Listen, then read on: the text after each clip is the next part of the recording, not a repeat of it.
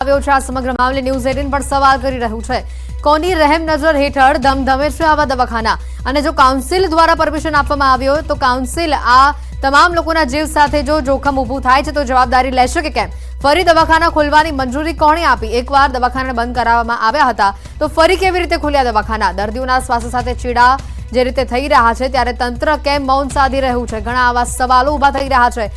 સૌથી મોટી વાત તો એ છે કે કાઉન્સિલની વાત જે ડોક્ટરો કરી રહ્યા છે, કોની રહેમ નજર હેઠળ આવા દવાખાનાઓ ધમધમી રહ્યા છે, આવા તબીબો પોતાની દુકાન ખોલીને બેઠા છે। સુરતથી આ ખૂબ જ મોટો અને ચોંકાવનારો કિસ્સો સામે આવી રહ્યો છે। બેરોટોક ધમધમતી આ દવાખાનાના નામ પર દુકાનો જે જોવા મળી રહી છે। તબીબો હોમિયોપેથીના ડોક્ટર છે અને તેઓ એલોપેથીની દવાનો જથ્થો રાખે છે। બાટલા ચડાવવાની પરમિશન નથી દર્દીઓને, છતાં પણ આ તબીબો દર્દીઓને બાટલા ચડાવી રહ્યા છે। અને જ્યારે અમારા સંવાદદાતા તેઓને સવાલ કર્યો તો તેઓ સામેથી કહી રહ્યા છે કે અમને પરમિશન નથી, પરંતુ અમે લોકો એમરજન્સીમાં આ પ્રકારેનું કરી શકીએ છીએ અને કાઉન્સિલ દ્વારા અમને પરમિશન છે। તો શું કાઉન્સિલ આ કોઈ પણ દર્દી સાથે તેઓના જીવ પર જોખમ આવે છે તો આ કાઉન્સિલ જવાબદારી લેશે? સૌથી મોટો સવાલ આ પણ ઊભો થઈ રહ્યો છે। પાંડેસરામાં બોગસ તબીબોના રાફડા ફાટ્યા છે અને જે રીતનો આંકડો કદાચ સામે આવી રહ્યો છે, 100 થી પણ વધુ આવા નકલી તબીબો આ વિસ્તારમાં જોવા મળી રહ્યા છે। આ વિસ્તાર એ શ્રમિક વિસ્તાર છે, અહીંયા મોટી સંખ્યામાં શ્રમિકો રહે છે અને કદાચ આ શ્રમિકો ઓછું ભણેલા હોય એટલે તેઓનો ફાયદો ઉઠાવીને અહીંયા ઠેક ઠેકાણે આ પ્રકારની દુકાનો આ તબીબો ખોલીને બેઠા છે અને લોકોના જીવ સાથે ચેડા કરતા નજરે પડી રહ્યા છે। બેરોકટોક આ પ્રકારના દવાખાનાઓ અહીંયા સુરતના પાંડેસરા વિસ્તારમાં ધમધમી રહ્યા છે।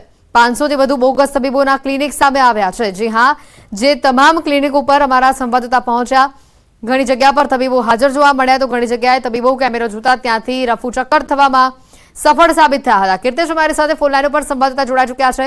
કીર્તેશ, આજે આખી સમગ્ર વાત સામે આવી, હવે એક વાત અહીંયા મુખ્ય એ પણ છે જે કાઉન્સિલની વાત કરી રહ્યા છે કેટલાક તબીબો કે કાઉન્સિલ અમને પરમિશન આપી છે, અહીંયા કોઈના જીવ સાથે જોખમ ઊભું થાય છે તો આ કાઉન્સિલ જવાબદારી લેશે તેની? બિલકુલ, તેરી બી ચૂપ મેરી બી ચૂપ જેવો ઘાટ સુરતમાં જોવા મળી રહ્યો છે। થોડા દિવસ પહેલા નકલી MBBS મુન્નાભાઈઓને સુરત SOG પોલીસે પકડ્યા હતા। 16 કરતા વધુ બોગસ તબીબોને પકડ્યા, કાર્યવાહી કરી અને ગણતરીના દિવસોમાં તેમની હાજરીઓ ફરી શરૂ થઈ ગઈ છે। ન્યૂઝ 18 રિયાલિટી ચેક કરવા આ વિસ્તારમાં પહોંચ્યું ત્યારે જોવા મળ્યું હતું કે એક જ ડિગ્રીના ડોક્ટર, એક વ્યક્તિ એમ કહે છે કે ભાઈ મારી ભૂલ છે, મારાથી બાટલા ના ચડાવાય, ત્યારે બીજો તબીબ એમ કહે છે કે ભાઈ અમને કાઉન્સિલે મંજૂરી આપી છે, ત્રીજો વ્યક્તિ એમ કહે છે હું હોમિયોપેથિક ડોક્ટર સાથે હું એલોપેથી દવા બી આપી શકું અને ઇમરજન્સીમાં બાટલો ચડાવી શકું, તો ઇમરજન્સી કોને કહેવાય? એટલે આ બધા ઘણા બધા સવાલો છે, કારણ કે પાંડેસરા વિસ્તાર સુરતનો એક એવો છે શ્રમજીવી વિસ્તાર છે, સૌથી મોટો વિસ્તાર છે અને આ વિસ્તારમાં 500 કરતા વધુ આ પ્રકારના મુન્નાભાઈ MBBS જોવા મળતા છે। તો તંત્ર કેમ કાર્યવાહી નથી કરતું? 2 દિવસ પહેલા પણ આ જ પ્રકારે 3 વર્ષની બાળકીને જે તકલીફ થઈ હતી, દવાખાને લઈ જવામાં આવી, બાળકીનું મોત થતા પોલીસે એક તબીબની ધરપકડ પણ કરી હતી। એટલે કે આ પ્રકારના નકલી મુન્નાભાઈ MBBS પાંડેસરા વિસ્તારમાં બિલાડીના ટોપની જેમ ફૂટેલા છે। તમામ લોકો જે આમાં સંલગ્ન અધિકારીઓ છે તેઓની સાથે વાત કરવાની પ્રયત્ન કરી, પરંતુ તેઓ કોઈ જવાબ આપવા તૈયાર નથી। આપની કોઈ વાત થઈ છે તેઓની સાથે આ મુદ્દે? બિલકુલ, મેં પહેલા જ કીધું કે શરૂઆત જ કરી હતી કે તેરી બી ચૂપ મેરી બી ચૂપ જેવો ઘાટ છે। અહીંયા એક અધિકારી બીજા અધિકારીને કહી શકાય ખો આપતા હોય છે। સુરત SOG પોલીસે કાર્યવાહી કરી, 2 દિવસથી અમારા દ્વારા પોલીસને જાણ કરવામાં આવે છે કે બધીની દુકાનો ખુલી છે, ત્યારે તેઓ એમ કહે છે કે ભાઈ અમે આ બાબતે અધિકારીઓનું ધ્યાન દોર્યું છે અને આગામી દિવસમાં આ મામલે રેડ કરીશું। જો પોલીસની સત્તામાં નથી આવતું તો પોલીસે 100 જેટલા મુન્નાભાઈઓને થોડા દિવસ પહેલા પકડીને શું સાબિત કરવાનો પ્રયાસ કર્યો હતો, જે અધિકારીઓના અંડરમાં છે, અધિકારીઓની ટીમ સાથે પાડવામાં આવી હતી। માત્ર તમામ જે મુન્નાભાઈઓ પકડાયા હતા અમે તેમની સાથે વાત કરી, તે લોકો એમ કહે છે કે અમને કાઉન્સિલ દ્વારા મંજૂરી આપવામાં આવી છે, અમે લોકો દવા આપી શકીએ, અમે બાટલો ઇમરજન્સીમાં ચડાવી શકીએ। એટલે કે ઇમરજન્સીનો મતલબ કયા પ્રકારે પ્રેઝન્ટ કરવામાં આવે છે, કેટલીક જગ્યા તો અમારી સાથે બિલકુલ આભાર કીર્તેશ માહિતી બદલ। તો જે રીતની આ ઘટના સુરત શહેરથી સામે આવી છે ત્યારે બીજી બાજુ સુરતના પૂણા ગામથી નકલી કોસ્મેટિક બનાવતી ફેક્ટરીનો પર્દાફાશ થયો છે। ઔષધ નિયમન તંત્રએ 23.70 લાખનો નકલી કોસ્મેટિકનો મુદ્દામાલ જપ્ત કર્યો છે। આ ફેક્ટરીમાં અન્ય કંપનીઓના નામના લેબલ લગાવી વેચાણ કરવામાં આવતું હતું। ફેક્ટરીના માલિકે હિંમત વડાલિયાને પોલીસે ઝડપી પાડ્યા છે, સાથે જ કોસ્મેટિકના જથ્થાને પણ લેબ પરીક્ષણ માટે હાલ મોકલી આપવામાં આવ્યો છે। તપાસમાં એ પણ અહીંયા ખુલ્યું છે કે આ પ્રકારના લાયસન્સ વગર, કોઈ પણ પ્રકારના જરૂરી લાયસન્સ વગર, ગુણવત્તા વગરની કોસ્મેટિક બનાવટનું ઉત્પાદન અહીંયા કરવામાં આવતું હતું।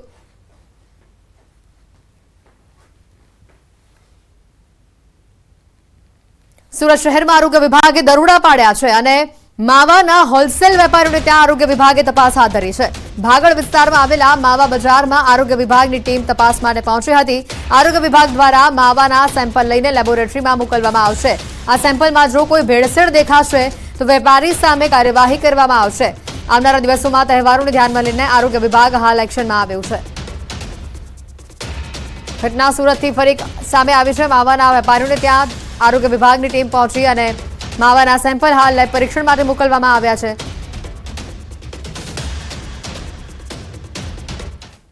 અને હવે વાત કરીશું અમદાવાદના બીમાર બ્રિજની.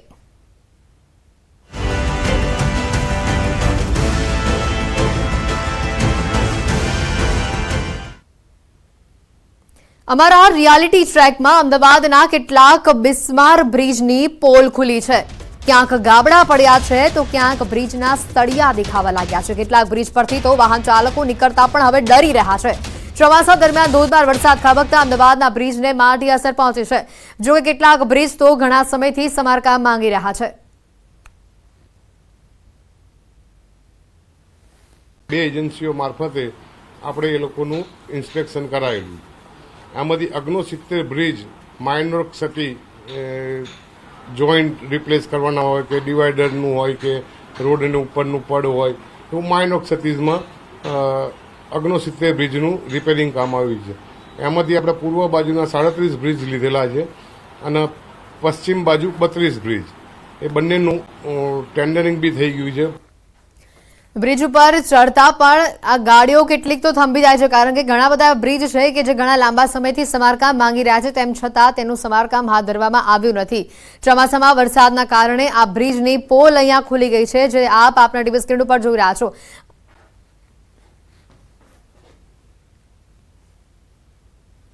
તો આ સાથે જ અમદાવાદ શહેરમાં ભૂતિયા શિક્ષક સામે સ્કૂલ બોર્ડે કાર્યવાહી હાથ ધરી છે. તેજસિંહ કપ્તાનસિંહ ભદોરિયા નામના શિક્ષક છેલ્લા 2 વર્ષથી ગાયબ છે. શિક્ષક 27 જાન્યુઆરી 2022થી શાળામાં ગેરહાજર છે. આ શિક્ષકને હાજર થવા 3 વાર નોટિસ આપવામાં આવી છે, પરંતુ કોઈ જવાબ ન મળતા બરતરફ કરવાની કાર્યવાહી હાથ ધરવામાં આવી છે. સ્કૂલ બોર્ડ દ્વારા તેઓનું રાજીનામું ગણવામાં આવ્યું છે. આ શિક્ષક વિભાગ દ્વારા ફિરદૌસ સ્કૂલમાં 1990થી તે ફરજ બજાવે છે તેવું પણ સામે આવ્યું છે. અમદાવાદ શહેરથી વધુ એક મહત્વની વિગતો આવી રહી છે. 2 વર્ષથી એક શિક્ષક એ શાળામાં હાજર થયા નથી. સમાચારોમાં હાલ રોકાઈશું એક બ્રેક માટે.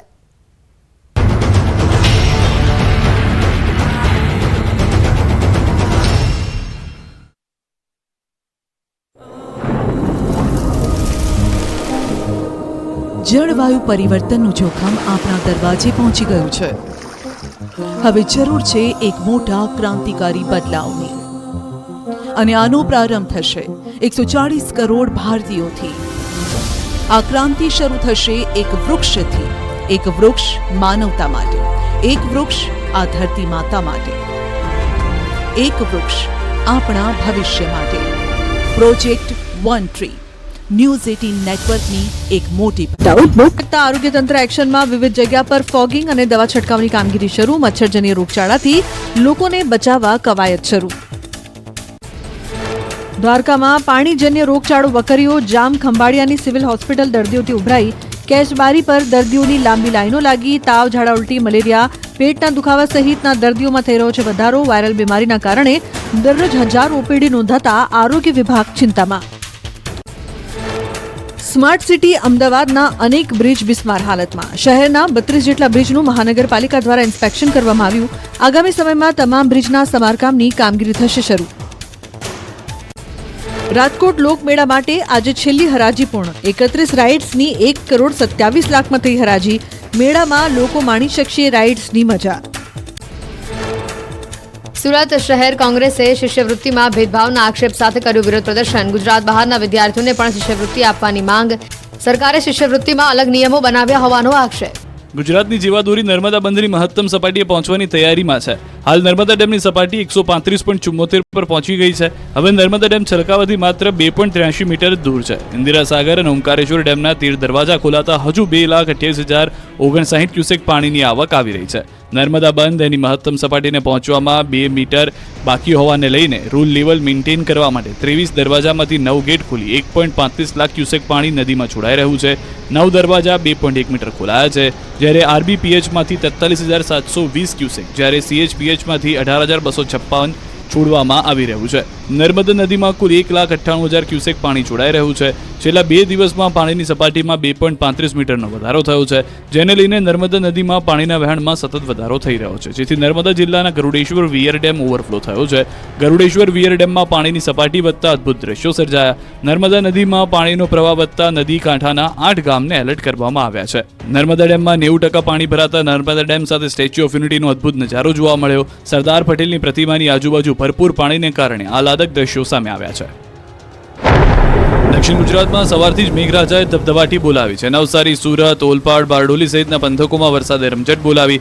નવસારી અને ગણદેવી તાલુકામાં ધોધમાર વરસાદ પડતા રોડ પર પાણી વહેતા થઈ ગયા હતા. નવસારી શહેરમાં આવેલો ડેપો, તિઘરા રોડ, સ્ટેશન રોડ સહિતના અનેક વિસ્તારોમાં વરસાદી ઝાપટા પડ્યા. નવસારી શહેરના અનેક માર્ગો ઉપર સામાન્ય વરસાદમાં પાણીનો ભરાવો જોવા મળ્યો. ગણદેવી તાલુકાના બિલીમોરા શહેરમાં પણ વહેલી સવારથી વરસાદી ઝાપટા પડતા રોડ પર પાણી ભરાયા. વરસાદના કારણે લોકોને બફારાથી છુટકારો મળ્યો તો ખેડૂતો પણ ખુશ થયા. આ બાજુ નવસારીની શાક માર્કેટ પાણીની માર્કેટ બની ગઈ. માત્ર અડધો કલાક આવેલા વરસાદે નવસારી પાણી કરી દીધું. ભારે વરસાદથી પાલિકાની બાજુમાં આવેલ શાકભાજી માર્કેટમાં વરસાદી પાણી ભરાતા લોકો પરેશાન થયા. પાણીનો યોગ્ય નિકાલ ન થવાને કારણે લોકોને હાલાકી ભોગવવાનો વારો આવ્યો. શાકભાજીના વેપારીઓ અને ગ્રાહકો ઘૂંટણસમાં પાણીથી પસાર થવા મજબૂર થયા. દ્રશ્યોમાં જોઈ શકાય છે કે લોકો ગોઠણડૂબ પાણીની વચ્ચે ઊભા રહીને શાકભાજીની ખરીદી કરી રહ્યા છે. સ્થાનિક તંત્ર પાસે પાણીના નિકાલની માંગ કરી. દક્ષિણ ગુજરાતમાં ભારે વરસાદની આગાહી હવામાન વિભાગે કરી છે, ત્યારે સુરત શહેર અને આસપાસના વિસ્તારમાં સવારથી વરસાદે જમાવટ કરી છે. સુરત જિલ્લામાં મેઘરાજાએ પધરામણી કરતા રોડ પાણી થઈ ગયા છે. સવારે ધીમી ધારે શરૂ થયેલો વરસાદ બપોર પડતા ધોધમાર બનીને તૂટી પડ્યો. ભારે પવન સાથે મેઘરાજાએ ધબધબાટી બોલાવી. કામરેજ, પલસાણા, બારડોલી તાલુકાના પંથકમાં ધોધમાર વરસાદ પડ્યો. પલસાણાના ચલથાણ, કડોદરા સહિતના આસપાસના ગામડાઓમાં ભારે વરસાદ પડ્યો. ભારે પવન સાથે વરસાદ વરસતા વાતાવરણ ઠંડકમય બન્યું. ઉપરવાસમાં ભારે વરસાદ બાદ વાસણા બેરેજ ડેમના 3 દરવાજા ખોલી પાણી સાબરમતી નદીમાં છોડાઈ રહ્યું છે. વાસણા બેરેજમાંથી 4,455 ક્યુસેક પાણી છોડાયું. પાણીની આવક થતાં અમદાવાદમાં સાબરમતી નદીમાં પાણી છોડાયું. વાસણા બેરેજના 26, 27, 28 નંબરના 3 ગેટ ખોલાયા. 3 ગેટ ખોલી અત્યાર સુધીમાં 4,455 ક્યુસેક પાણી છોડાયું. હાલમાં વાસણા બેરેજની સપાટી 132.75 ફૂટ છે. પાણી છોડાતા નીચાણવાળા ગામોને એલર્ટ કરાયા છે. નદી કિનારે આવેલ ગામો સાવધાન રહેવા અપીલ છે. અમદાવાદ ગ્રામ્યમાં આવતા દસક્રોય, ધોળકા,